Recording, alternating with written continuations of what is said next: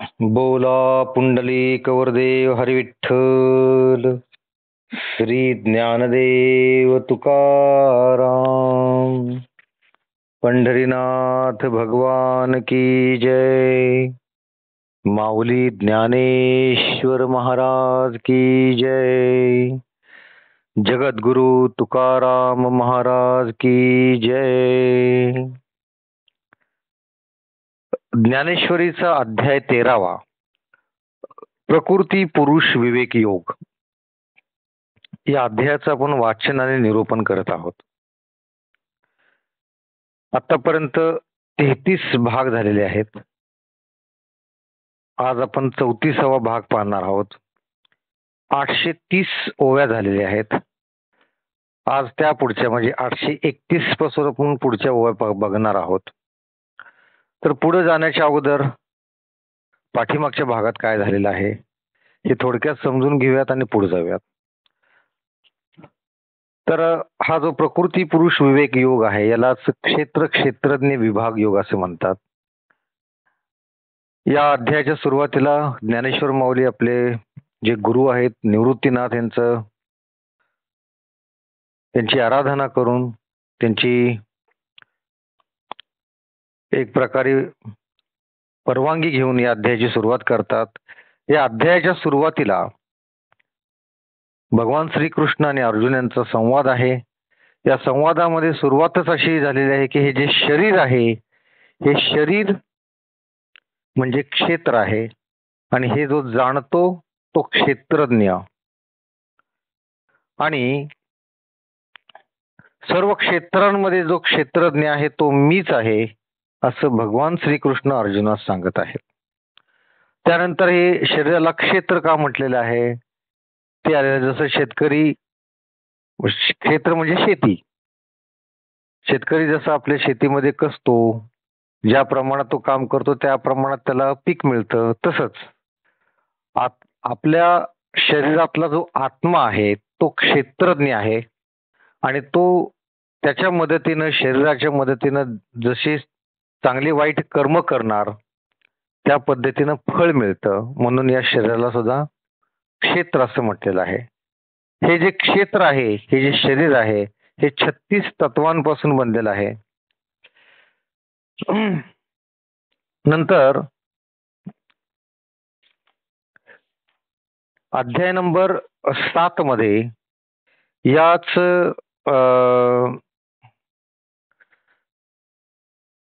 सत्पुरुषाची लक्षणं आलेली आहेत. त्यामध्ये मनाची इच्छा नसणे, दांभिकपणा नसणे, अहिंसा, शांती, सरळपणा, आचार्य उपासना, सुचिरभूतपणा, स्थिरता आणि आत्मसंयम या संदर्भात सगळं आलेलं आहे. त्यानंतर श्लोक नंबर 8 मध्ये साधकांची लक्षणं आलेली आहेत. साधकांची लक्षणं म्हणजे विषयांच्या विषयी विरक्ती, अहंकारपणाचा अभाव आणि जन्म, मृत्यू, वृद्धपणा आणि शरीर व्यवस्था यांचे ठिकाणी दोष दृष्टीने पाहणे हे आपण सगळं पाहिलेलं आहे. त्यानंतर ज्ञानाची लक्षणं आलेली आहेत. ज्ञान कशाला म्हणायचं तर हे सर्व जाणून शरीराचा जन्म झालेला आहे तसं त्याचा मृत्यू सुद्धा होणार आहे, वृद्धापकाळ येणार आहे, आपले शरीर हळूहळू थकत जाणार आहे. हे सगळं जाणून जो वेळ असतानाच परमार्थाशी एकरूप होण्यासाठी प्रयत्न करतो, भगवंताची आराधना करतो आणि मागणं म्हणून जो मुक्ती मागतो म्हणजे या जन्म मृत्यूच्या फेऱ्यातून मुक्त होण्याची अपेक्षा ठेवतो तो खरा ज्ञानी पुरुष असं म्हटलं पाहिजे. मग विषय येतो की मग अज्ञानी कुणाला म्हणायचं. जसं ज्ञानी आहेत तसं अज्ञानी पण काहीतरी असेल ना. अज्ञानी कुणाला म्हणायचं तर त्यात ही सगळी लक्षणं आलेली आहेत की जो प्रतिष्ठेला हापापलेला असतो, स्वतःचा सत्कार करून घेण्यासाठी तो धडपड करत असतो, अतिशय गर्विष्ठ असतो, प्रसिद्धीला भोकावलेला असतो, स्वतःचे जे कर्म करतो ते डांगोरा पेटून सर्वत्र सांगत फिरतो, शरीर नटवतो, नंतर थोड्याशा लाभानं चढून जातो आणि थोडीशी हानी झाली असता दुःखमग्न होतो, म्हणजे त्याला स्थिरता अजिबात नसते. नंतर कोणी स्तुती केली तर हर्षानं फुगतो, त्याचप्रमाणे कोणी निंदा केली तर वाईट वाटून कपाळ धरून बसतो, म्हणजेच स्थिरता नसते. तसेच वचन देऊन पलटतो, घात करतो, बाह्यतकारी तो उत्तम वाटतो पण अंतर्यामी मात्र तो दांभिक असतो. अशा लोकांना गुरुसेवेचा तिटकार असतो. ही सगळी अज्ञानाची लक्षणे आहेत बरं का. गुरुसेवेचा तिटकार असतो, स्वतः कर्मे करत नाही आणि मनात संशय मात्र धारण केलेला असतो. स्त्री संघाविषयी निर्लज्ज असतो. स्वधर्माप्रमाणे कर्मे करण्याची वेळ जरी चुकली तर याला काही वाईट वाटत नाही. याच्या मनात संशय भरलेला असतो. बुद्धीमध्ये स्थिरपणा नसतो, ढळलेला असतो. तसेच छोट्याशा भयाने तो घाबरून जातो. दुःखाच्या गोष्टी ऐकल्याबरोबर गडबडतो.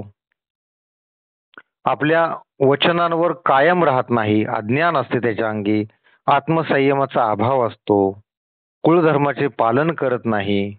विषयांविषयी बहकलेला असतो. चंचल असतो. अज्ञानाची वृद्धी अशा लोकांच्या मध्ये लगेच होते. विषयांची इच्छा रोमरोमात भरलेली असते. ही सगळी अज्ञानाची लक्षणं आहेत. यातले काही लक्षणं जर आपल्यात असतील तर लगेचच ती काढून टाकण्याचा प्रयत्न करायचा. नंतर असे लोक तारुण्याच्या भरामध्ये वयस्कर लोकांची चेष्टा मस्करी करतात, हे सुद्धा अज्ञानाचं लक्षण आहे.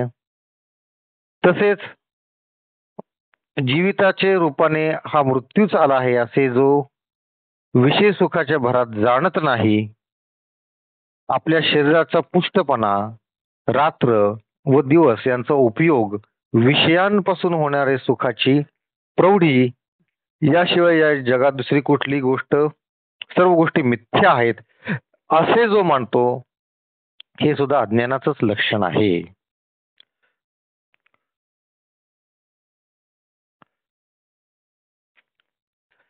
अशा लोकांच्या तारुण्याची धुंदी असते. तारुण्याच्या भरात कोणी आंधळा अगर कुबड आलेला असला तर त्याची ही लोक चेष्टा करतात. अशा लोकांच्या तारुण्याचे घमेंड असते. असे लोक अज्ञानाचे घर आहे असं म्हटलेलं आहे. नंतर जी गोष्ट करू नये ती करतो, जी गोष्ट घेऊ नये ती मागतो, ज्या गोष्टीला स्पर्श सुद्धा करू नये त्याला स्पर्श करतो, ज्या गोष्टी मनात सुद्धा आणते नये त्या आणतो. म्हणजेच आपण सगळे वाईट गोष्टी, त्यातल्या त्यात आपण व्यसनांच्या बाबतीत हे लोक, जे लोक घेऊ नये ते घेतात, जी गोष्ट आपल्याला आपल्या पूर्वजांपासून सांगितलेलं आहे, जी पिऊ नये ते पितात, धूर येणाऱ्या गोष्टी ते नाका तोंडात धूर स्वतः ओढून घालून घेतात. अशा असंख्य गोष्टी आहेत व्यसनांच्या. या संदर्भात ज्यांनी ज्यांनी संकल्प केलेले आहेत त्यांना माझ्या मनपूर्वक सदिच्छा आहेत. रोज मुद्दाम आठवण करतोय, कारण ज्ञानेश्वरी ऐकत असताना तरी तुमचा संकल्प दृढ व्हावा. तुम्हाला सांगितल्याप्रमाणे दिवसातून 3दा तुम्ही संकल्पाची आठवण करून घ्यायची आहे. आठवण करण्यासाठी हात जोडायचे, 2 मिनिट फक्त ज्ञानेश्वर माऊलींची आणि श्रीकृष्णाची मूर्ती डोळ्यासमोर आणायची आणि त्यांच्याकडे तुमचा संकल्प सिद्धीत जावा यासाठी प्रार्थना करायची. बघा, जसा मोठेपणा हा चांगल्या गुणांना द्यावा लागतो. कोणी चांगलं वागत असेल त्यांना आपण मोठेपणा देतो, चांगला मनुष्य व्हावा म्हणतो, त्याच्या गुणांची आपण वाहवाही करतो, त्याची आपण किती चांगला आहे वगैरे आपण असं म्हणतो. तसेच हे जे वाईट गुण असतात यांना सुद्धा त्या प्रमाणात रिस्पेक्ट द्यावा लागतो. म्हणजे वाईट गुण आहे म्हणून किरकोळीत तुम्ही काढून सोडून चालत नाही. त्यांना रिस्पेक्ट द्यावं लागतं. याचा अर्थ काय की ते असेच आपल्या अंगातून निघून जात नाहीत. त्यांना त्या पद्धतीनं घालवावं लागतं. यासाठीच ही पद्धत तुम्हाला सांगितलेली आहे की दिवसातून 3दा तरी कमीत कमी ते संकल्प आपल्या मनामध्ये दृढ करायचा आहे. तसेच अशा गोष्टींच्या 10 फुटाच्या जवळ जायचं नाहीये. ते 10 फूट आपल्यापासून लांब ठेवायच्या त्या गोष्टी. तसेच टीव्हीवर अशा काही गोष्टी लागल्या, कोणी काय घाण पितंय किंवा ओढतंय, चॅनल बदलायचा. आपल्या घरात कोणी येणार असेल आणि तुम्हाला समजले की तो असं काहीतरी व्यसन करून येत आहे, तर स्वतः बाहेर जायचं, त्याला नमस्कार करून अगदी विनयशीरपूर्वक सांगायचं की आमच्या घरात हे चालत नाहीये. या सगळ्या गोष्टी तुमच्याकडून ज्यावेळेस तुमची मुलं बघतील, त्यावेळेस त्यांच्या मनामध्ये या घाण गोष्टींच्या बाबतीत तिरस्कार बसेल आणि ही नवीन पिढी या व्यसनांपासून लांब राहील. तुमचं तर कल्याण होणारच आहे. तुमच्या येणाऱ्या पिढीचं सुद्धा कल्याण होणार आहे. मुद्दाम हा विषय परत घेतला कारण अतिशय महत्वाचा आहे. फक्त ज्ञानेश्वरी ऐकायची ती काही कथा नाहीये. ज्ञानेश्वरी ही कथा गोष्ट नाहीये. ज्ञानाचं भांडार आहे. आपल्या आयुष्याला दिशा देण्याची ताकद आहे याच्यामध्ये. हे फक्त ऐकायचं आणि सोडून द्यायचं, गंमत वाटते म्हणून ऐकायचं, चांगले शब्द कानावर ऐकायला येतात, प्राकृत शब्द ऐकायला बरं वाटतं म्हणून ऐकायची अशी गोष्ट नाहीये. प्रत्येक भागातून काही ना काहीतरी शिकायची जर वृत्ती असेल तर हे ऐका. नाहीतर नुसतं ऐकून सोडून देण्यात काही अर्थ नाहीये. वेळ जात नाही म्हणून ऐकायचं असं नाहीये हे. प्रत्येक ओळीमध्ये अर्थ आहे, प्रत्येक भागामध्ये अर्थ आहे, प्रत्येक अध्यायात वेगवेगळा अर्थ आहे. ज्ञानेश्वरी म्हणजे संस्कार आहे. मागं जसं मी तुम्हाला म्हणलं, ज्ञानेश्वरी म्हणजे साक्षात ज्ञानेश्वर माऊली आपल्या समोर दिवा घेऊन चालत आहे. त्यांच्या फक्त पावलावर पाऊल टाकत आपल्याला पुढे जायचं आहे. असा उत्तम मार्गदर्शन करणारं ही ज्ञानेश्वरी आहे. त्यामुळं या ज्ञानेश्वरीच्या माध्यमातून तुम्ही एवढा जरी संकल्प घेतला की मी वाईट गोष्टींच्या पासून, वाईट विचारांच्या पासून, व्यसनांच्या पासून लांब राहील, एवढं जरी झालं तरी भरपूर झालं. माझ्या मनात मी अहंकार अजिबात वाढू देणार नाही. आपल्याला अहंकारासाठी क्षणाक्षणाला सावध राहावं लागतं. आपण कुणाशी बोलून आलो तर आपल्या बोलण्याचं परत आपण ते आठवून बघायचं असते की आपल्या बोलण्यात काय आपला अहंकार दिसला का? आपण आपली स्वतःची काही स्तुती केली का? स्वतःच्या चांगल्या गुणाचा आपण डांगोरा पिटला का? ह्याची चिकित्सा आपल्याला करायची असते. ही लाईफ टाईमची सवय लावून घ्यायची. मरोच तोपर्यंत ही सवय पाहिजे. तर आणि तरच मनात अहंकार थोडाफार कमी होतो. अहंकार हा अतिशय चिकट रोग आहे. अतिशय चिकट रोग आहे. तो जाता जात नाही आणि मग हळूहळू तो निवळत जातो. जर आपण त्याच्याकडे जर लक्ष ठेवत गेलो तर तो हळूहळू निवळत जातो, पण संपून जात नाही. संपूर्ण अहंकार कधीच जात नाही. तर आपण हे बघत होतो की जे वाईट गोष्टी आहेत त्याला स्पर्श करायचं नाही, त्याला स्पर्श करतो. ही सगळी अज्ञानाची लक्षणं आहेत. जे मनात आणून ते आणतो. ज्याच्याशी संगत धरू नये त्याची संगत धरतो.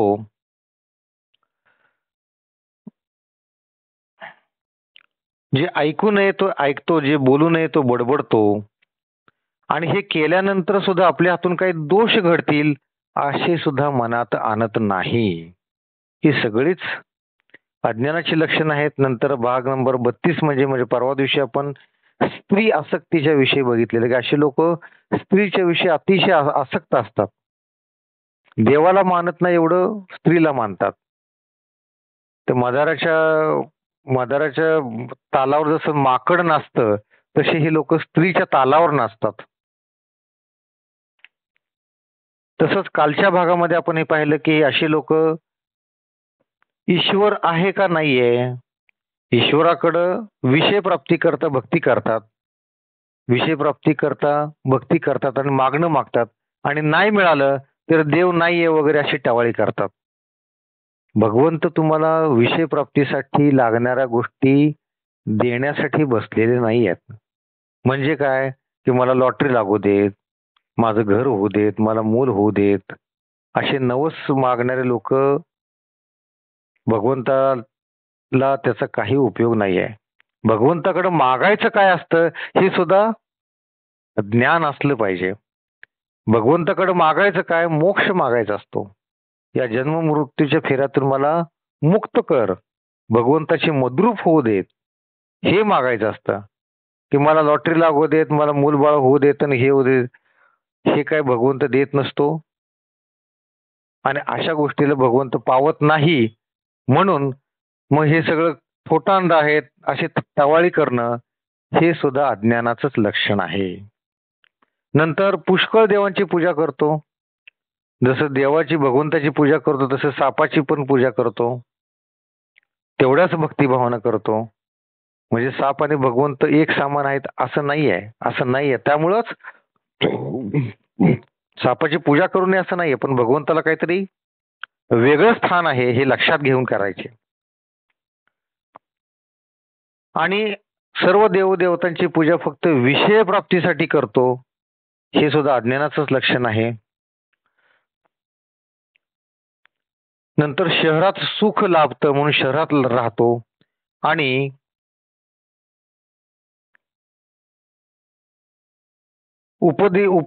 उपनिषदांकडे पाहत नाही, त्याचा अभ्यास करत नाही, योगशास्त्र ज्याला आवडत नाही, अध्यात्माकडे त्याचे लक्ष नसते. ही सगळी अज्ञानाची लक्षण आपण कालपर्यंत पाहिलेले आहेत. आज भाग नंबर 34, ओवी नंबर 830. कोकी नाही ठेले भारत करी म्हणतले, आगम आपाविले मूर्त होती, नीती जात सुझे वैदकही बुझे, काव्य नाटकी दुजे चतुर नाही, स्मृतीची चर्चा दंशू जाणे गारुडियाचा, निघंटू प्रज्ञेचा पायकी करी, पै व्याकरणी चोखडा तर्की अति गाढा, परी एक आत्मज्ञानी फुडा अत्यंधुजो, जो एक वाचुनी अवघा शास्त्री, सिद्धांत निर्माण धात्री, परी जळोते मूळ नक्षत्री न पाहोगा. कामशास्त्रात जो पक्का दर्दी आहे, एखादी गोष्ट ऐकली असता तीच विषयी भारताप्रमाणे व्याख्यान करतो व शास्त्रे ज्याचे पुढे मूर्तिमंत उभी राहतात, जो नीतिजात उत्तम जाणतो, वैद्यशास्त्रात जो निपुण आहे आणि काव्य नाटकात ज्याचा हात कोणी धरू शकत नाही, स्मृतींची जो चर्चा करतो, गारुड्यांची मंत्रविद्या जाणतो, वेदातील शब्दांचा कोश ज्याला मुखोद्गत आहे, जो व्याकरणात निपुण आहे व न्यायशास्त्रात ज्याची मती गहन आहे, परंतु एक आत्मज्ञानाविषयी जो जन्मांध आहे. सगळं येते त्याला. कामशास्त्रात तो निपुण आहे, नंतर त्याला भविष्य येतं, नीतिशास्त्र उत्तम जाणतो, वैद्यकशास्त्र जाणतो, काव्य नाटकात ज्याचा कोणी हात धरू शकत नाही, मंत्रविद्या येते, वेदातील सगळे कोश त्याला मुखोद, सगळं सगळं सगळं येते, पण आत्मज्ञानाविषयी त्याला तो जन्मांध आहे, म्हणजे त्याला काहीच माहिती नाही. तो त्या एका आत्मज्ञानाशिवाय इतर सर्व शास्त्रातील सिद्धांतांना आधारभूत असेल, पण जळो ते त्याचे ज्ञान. म्हणजे आत्मज्ञान जर नाही तर या सगळं ज्ञान असून त्याचा काहीच उपयोग नाहीये. म्हणजे मूळ आणि मुख्य जे काय आहे तर ते आत्मज्ञान आहे.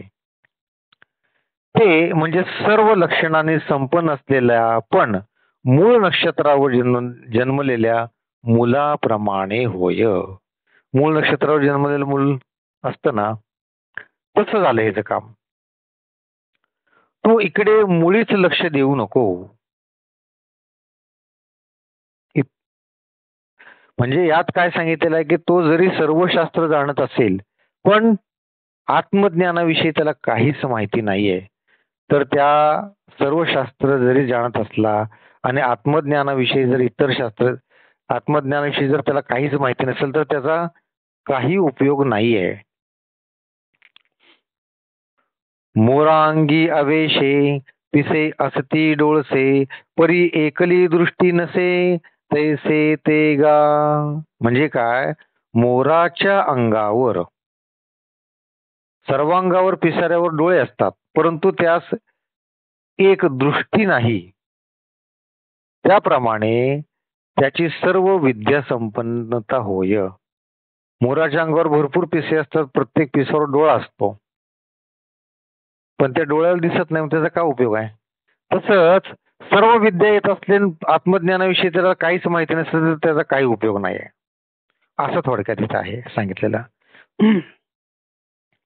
जरी परमाणु एवढे संजीवनी मूळ जोडे तरी बहु काय गाडे भरणे रे भविष्याविण लक्षणे सिसे विण अलंकरणे वोहरे विण वाधावणे जो विटंबुगा तैसे शास्त्र जात जाण आगवेची अप्रमाण पार्था अध्यात्म ज्ञाने विण एकलेनी यालगी अर्जुना पाही अध्यात्म ज्ञानाच्या ठाई जया नित्य बोधू नाही शास्त्र मूढा. जो नीतिजात उत्तम जाणतो, वैद्यकशास्त्र जो निपुण आहे,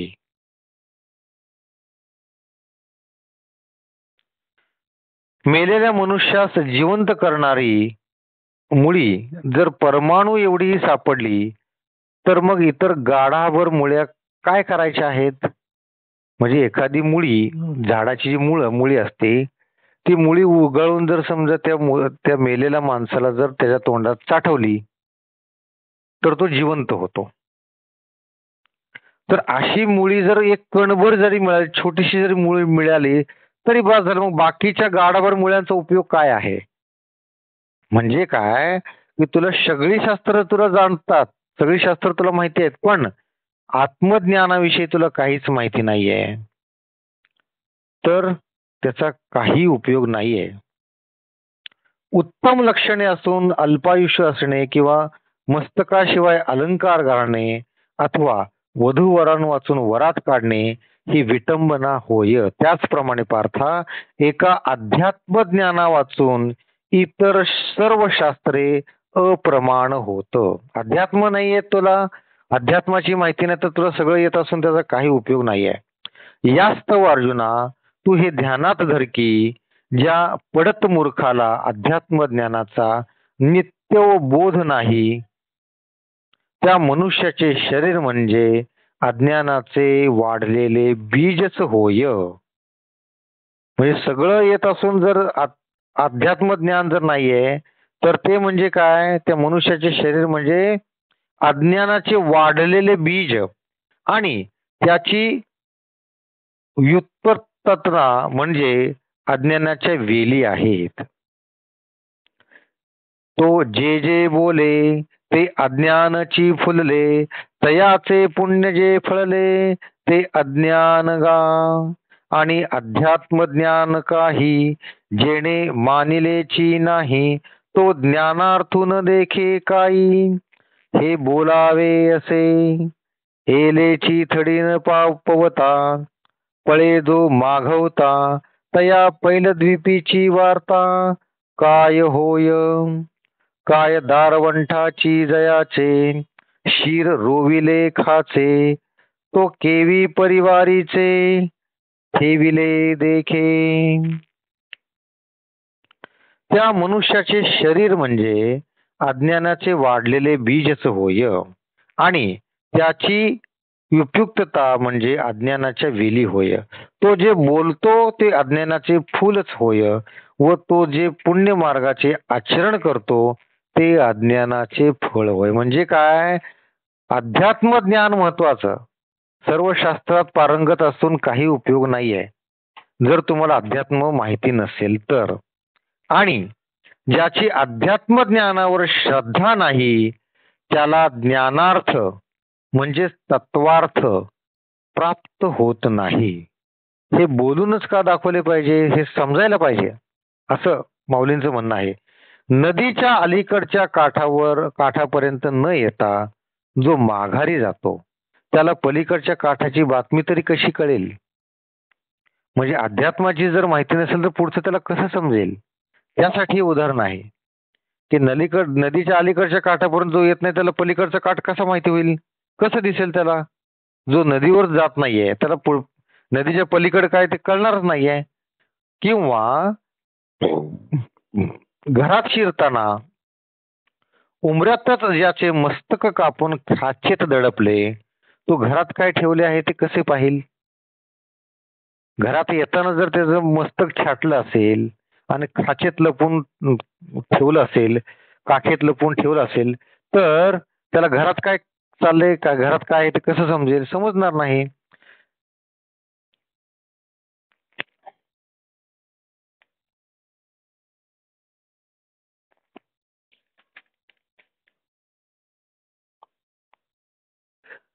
म्हणून या वाहनी केली म्या उपवणी वाचून दुधा मेळूनी पाणी फार की जे काही तैसे जिन बडबडी पदाची कोरण सांडी मूळ ध्वनीची वाढी निमित्त जाहलो तव श्रोते म्हणती राहे के परिहरा ठाव आहे बिहसी का वाये कवी पोषका. त्याप्रमाणे अर्जुना अध्यात्म ज्ञानाची व ज्याची ओळखही नाही त्याला अज्ञार्थ म्हणजे तत्वार्थ पहावयास कसा विषय होईल. म्हणून अशा मनुष्यास ज्ञानाचे तत्व कळत नाही. हे तुला विशेष करून आकडे मांडून सांगण्याचे कारण म्हणजे तुला हे समजायला पाहिजे. हे काय गणित नाही आकडे मांडून सांगायला. गरोदर स्त्रीला वाढले हाच तिच्या उदरातील गर्भाची तृप्ती झाली. म्हणजे गरोदर स्त्रीला आपण जर जेवायला वाढलं तर ती जेवली तर त्यातूनच तिच्या गर्भात असणारा जो म्हणजे गर्भात असणारा जो मूल आहे त्याचं पोषण होत असतं म्हणजे त्याची तृप्ती होत असते. त्याप्रमाणे पूर्वी जी अज्ञानाची लक्षणं सांगितली तिच्या विरुद्ध ज्या गोष्टी ते पूर्वी जे ज्ञानाची गोष्टी सांगितली त्याच्या विरुद्ध जे ते अज्ञान होय. आंधळ्यास जेवणाचे आमंत्रण दिल्यावर ज्याप्रमाणे त्याच्याबरोबर दुसरा म्हणजे डोळस मनुष्य येतो त्याप्रमाणे ज्ञानाची लक्षणं सांगितल्यावर अज्ञानाची जास्त स्पष्टीकरण करण्याचे कारण नाही. अज्ञानाची लक्षणं सांगितली की ज्ञानाची लक्षणं समजतात. ज्ञानाची लक्षणं सांगितले की अज्ञानाची लक्षणं विशेष करून स्पष्ट करण्याचे कारण राहत नाही. याप्रमाणे उलट रीतीने ज्ञानाची अमानिद्वती चिन्हे पुन्हा सांगितली.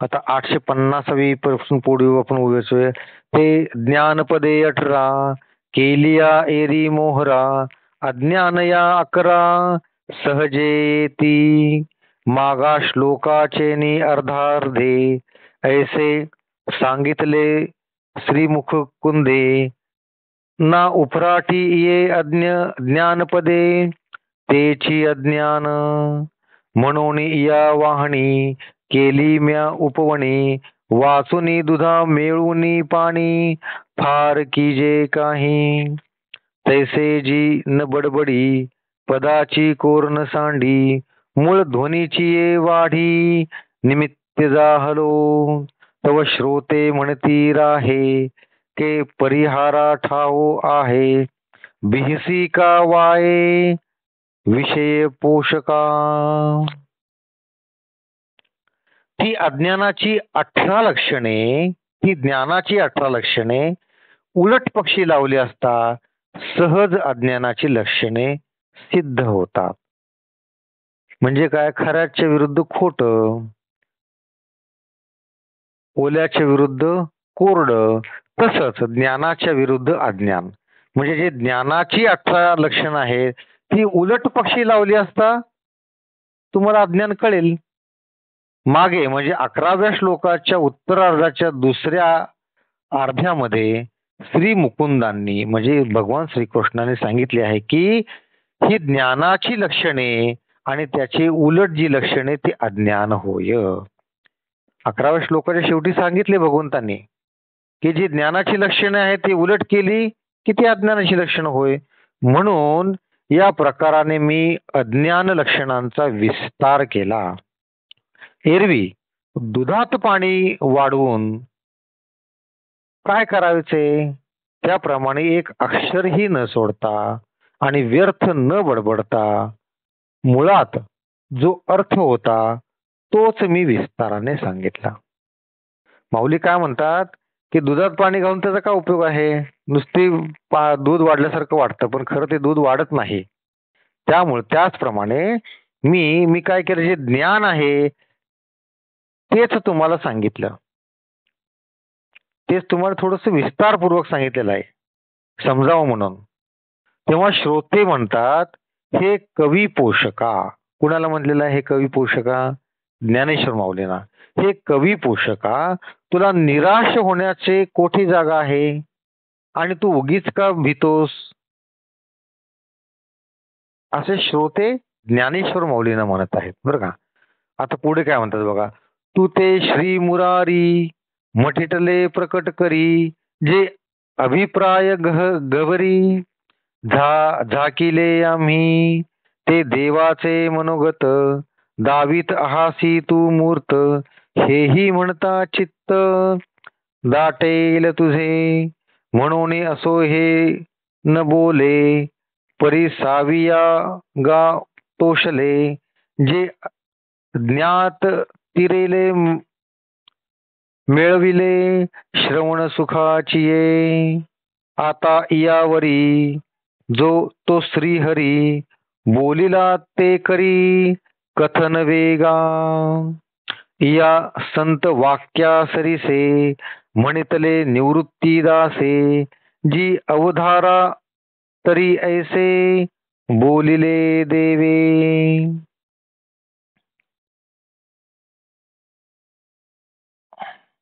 श्रोते काय म्हणतात, हे कवी पोषका, तुला निराश होण्याचे कोठे जागा आहे आणि तू उगीच का भीतोस? तुला श्री मुरारींनीच सांगितले आहे की आम्ही जो अभिप्राय गुप्त स्थळी झाकून ठेवला आहे ते तू प्रकट कर. मुरारींनी सांगितले म्हणजे श्रीकृष्णाने सांगितले. कुणाला? ज्ञानेश्वर माऊलींना. काय सांगितलेलं आहे? ही जी मी गीता जी सांगितलेली आहे त्यातला जो गुप्त आणि गर्भितार्थ जो आहे तो तू प्रकट कर.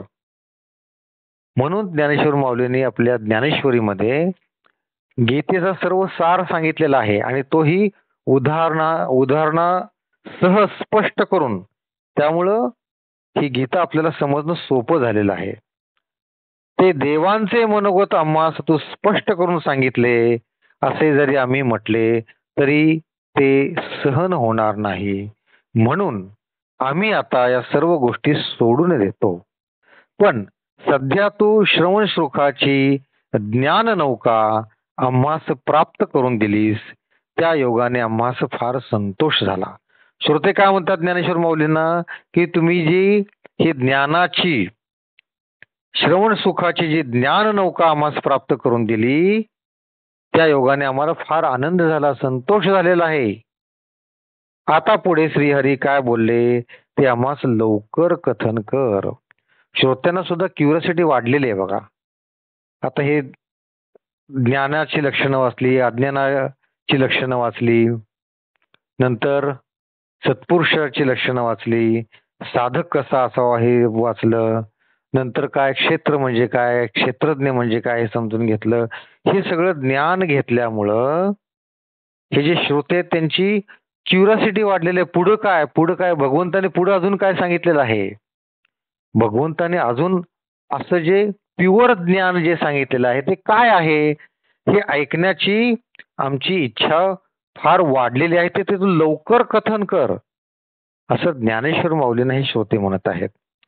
हे संतांचे वाक्य ऐकल्याबरोबर निवृत्तीदास जे ज्ञानदेव म्हणाले तर ऐका. श्रोत्यांना काय म्हणतात? ज्ञानेश्वर माऊली संत म्हणतात. आपण जे श्रोते जे ज्ञानेश्वर माऊलींचे हे ज्ञानेश्वर जे वाचत आहोत यांना ज्ञानेश्वर माऊली संत म्हणत आहेत. बघा, ज्ञानेश्वर माऊलींनी जर आपल्याला संत म्हटलेलं आहे तर संत कधी ते घाण गोष्टी पितो का? संत कधी नाकातोंडात धोरील अशा गोष्टी ओढतो का? संत कधी अहंकारपूर्ण असतो का? संत कधी वादविवाद करतो का? मग आपण का करायचा? आपल्याला जर संत म्हटलेलं आहे, ज्ञानेश्वर माऊलीने स्वतः ज्ञानेश्वर माऊलीने आपल्याला संत म्हटलेलं आहे तर आपल्याला थोडेसे संतांचे गुण यायला पाहिजेत ना. म्हणून जो तुम्ही निर्धार केलेला आहे व्यसन सोडल्याचा तो वारंवार आठवायचा आणि पुढे जायचा.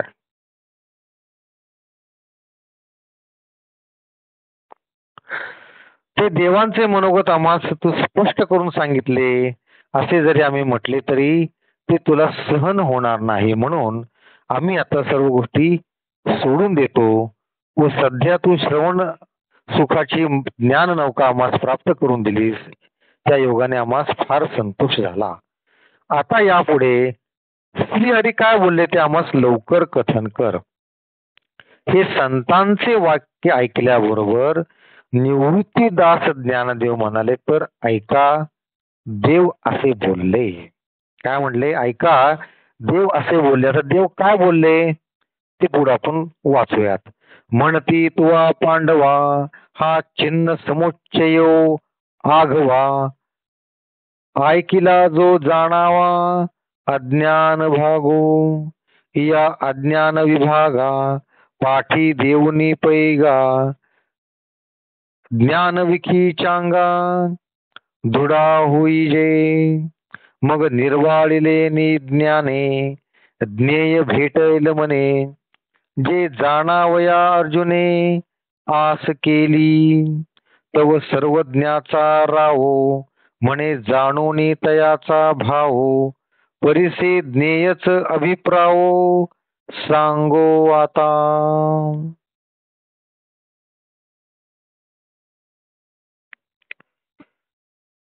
या अज्ञान भागाकडे दुर्लक्ष करून तो ज्ञान प्राप्तीविषयी आम्हास निश्चय दृढ कर. आपला निश्चय दृढ कर म्हणजे आम्हाला आता तू ज्ञान प्राप्तीविषयी आम्हाला सांग. अज्ञानाची लक्षणं आम्ही आता सगळी समजलो.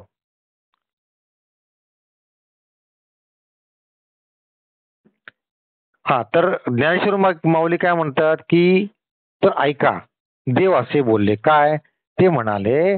अर्जुना ही जी तू सर्व लक्षणं ऐकलीस ती अज्ञानाची होत. काय म्हणतात भगवान श्रीकृष्ण अर्जुनास काय म्हणतात की ही जी तू सगळी लक्षणं आता मी सांगितलेली आहेत, आपण जे जवळजवळ 8 ते 10 भाग आपण वाचत आहोत, ही सगळी अज्ञानाची लक्षणं आहेत. ही अज्ञानाची लक्षणं अर्जुना तू ऐकलीस. आता तुला ज्ञानाची लक्षणं सांगतो. या अज्ञान विभागाकडे तू दुर्लक्ष करून ज्ञान प्राप्तीविषयी आपला निश्चय दृढ कर. मग त्या शुद्ध ज्ञानाच्या योगे तुला ज्ञेयाची प्राप्ती होईल. तू जर असं केलं तर तुला शुद्ध ज्ञानाच्या योगाने ज्ञेयाची प्राप्ती होईल. हे ऐकताच अर्जुनाचे ते जगण्याविषयी मनःपूर्वक इच्छा केली. अर्जुनाने ते जाणण्याविषयी मनःपूर्वक इच्छा व्यक्त केली की असं काय आहे. अर्जुनाची सुद्धा क्युरिओसिटी जागी झालेली आहे. तेव्हा सर्वज्ञांचा राजा श्रीकृष्ण याने अर्जुनास मनातील भाव जाणून त्यास म्हटले की आता तुला ज्ञेय म्हणजे काय ते सांगतो ऐक. काय म्हणाले भगवंत? आता तुला ज्ञेय म्हणजे काय ते मी तुला सांगतो, ऐक, असं म्हणतात. आता इथून पुढच्या भागामध्ये आपण ज्ञेय म्हणजे काय आहे ते आपण समजून घेणार आहोत. तर आजच्या भागात आपण काय काय पाहिलं थोडक्यात आपण समजून घेऊयात, की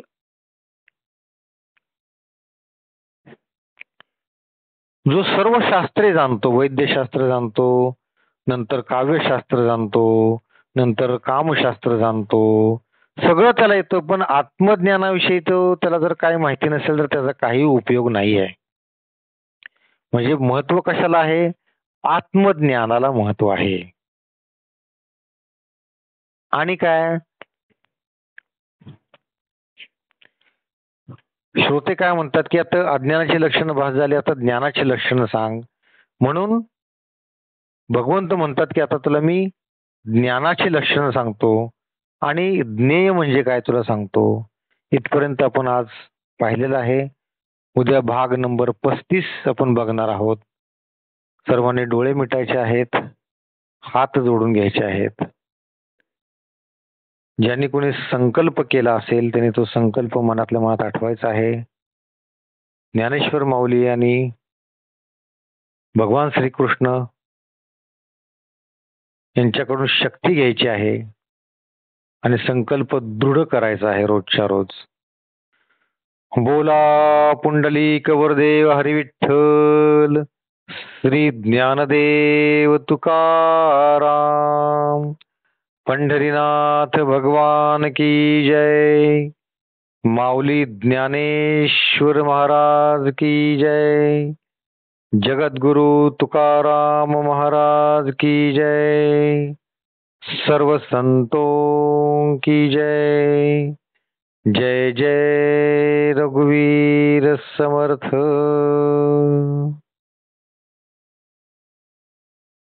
रामकृष्ण हरी.